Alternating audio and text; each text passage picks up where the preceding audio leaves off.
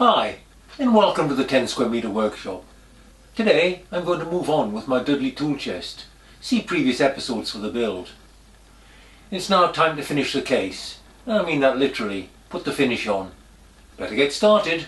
Following an overall sanding, and the hinge is fully populated with screws now, I'm ready for the next stage, which is planing a 45-degree angle around the front. This not only protects it from dints and dangs, but it also disguises the joint between the two pieces of wood. With that done, I'm going to mask up and do some light staining. Agonised over this a bit, but there's variable colours in the wood, so wish me luck.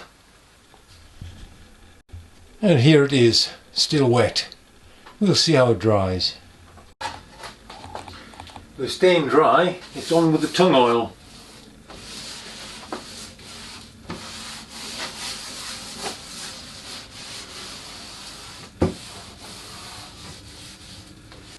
At this point, I could mount it on the wall, using a bearing block underneath to support the weight, and brass plates at the top to stop it tipping forward. It sits in a space on my wall that was set aside some time ago, and largely determined the size. It just clears the working surface at the bottom and just avoids the door on the top. I can now concentrate on the inside, which I hope to fill over the coming months. Chests like this always have drawers at the bottom. I'm not sure why, but it seems like a good idea. So I'll get on with that now. To make the drawer carcasses, I've planed these two pieces of wood to 8mm thick, which I cut into the 6 pieces with my track saw.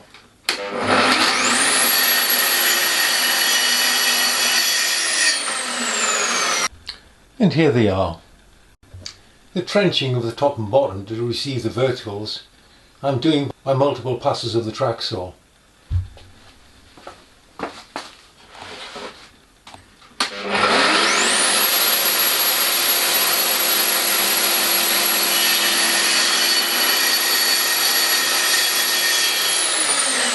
First the 2 edges, and then shear out the bits between. The result is a tightly fitting trench. Bit of fettling with a block plane and it all fits into position. Dry fit, that is. Got to make the drawer slides next. I should be cutting these out of this block of maple, cutting them on the table saw. And I'm using a secondary fence because I want to leave the guard in place, unlike many YouTube videos.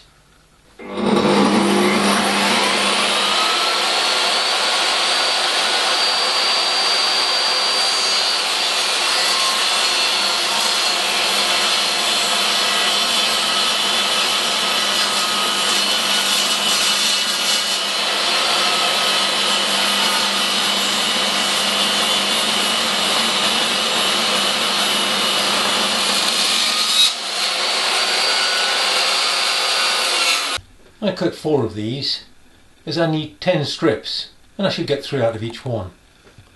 A couple of spares for mistakes. Then it was a matter of planing it down to just a tad under 3mm. I'm getting the hang of this hand planing. That's a metric tad, by the way.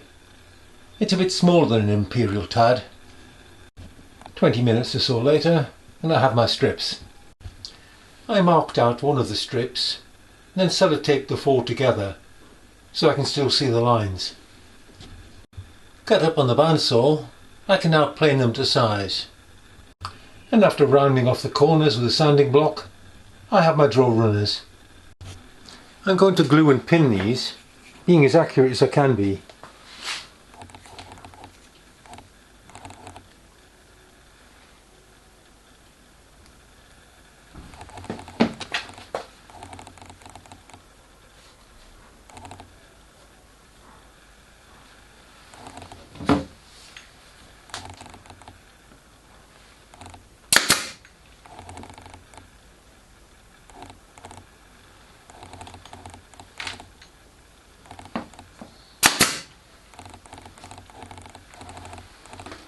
With all the rails in place, I can start gluing everything into position. I'm not using a lot of glue here, it's not needed. Then it's clamp it up and let it set.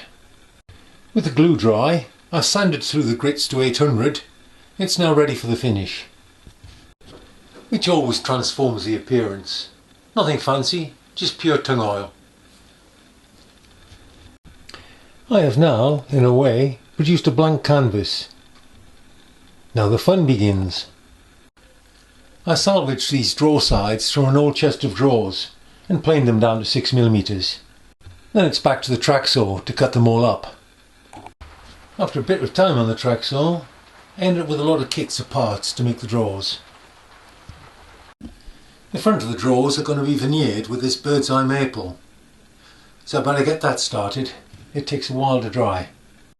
A good layer of glue, the veneer, a layer of cling film to prevent glue squeeze out, a booklet to act as padding, and the top board. And then of course, lots of clamps. For accuracy, I shall be doing all the machining of the drawer parts in the mill. Using a 3mm cutter, I first established the far corner as a 0 point. In 6mm, down 3mm, let's start machining.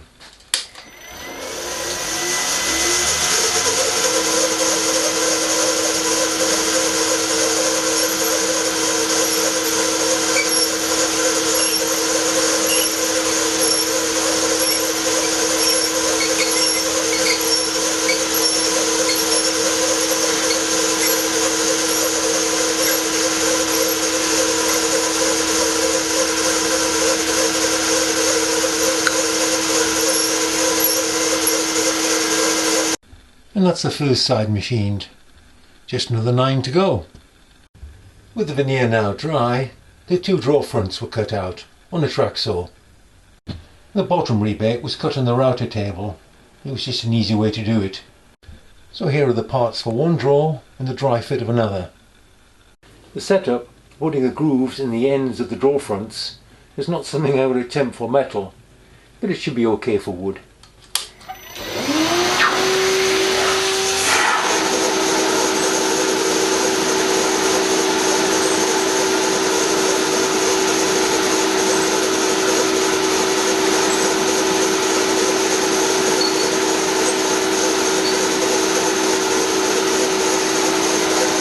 The slots for the runners and the side of the drawers were cut using a 12mm end mill.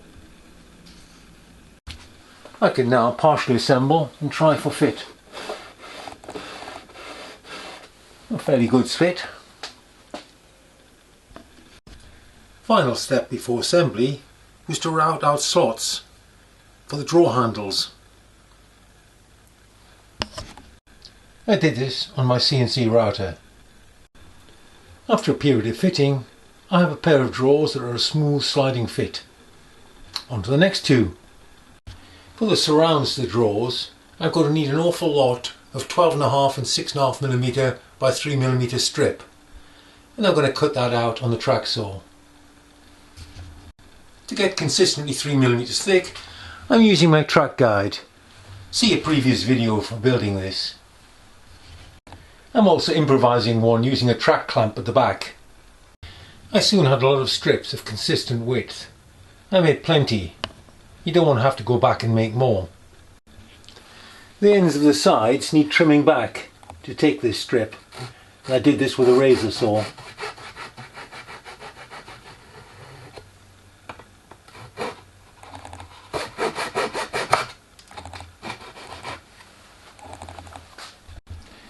The brass knobs for the drawers are a simple turning exercise. 90mm brass, first centre drill, drill 3.2, 10mm deep, and then tap 4mm using a tap follower. Turn down to 40mm for a length of 7. In with a forming tool to get the shape. Then it's in twice with a parting tool to form a coin top. And this is how it comes out. Put 5 minutes on the buffing wheel.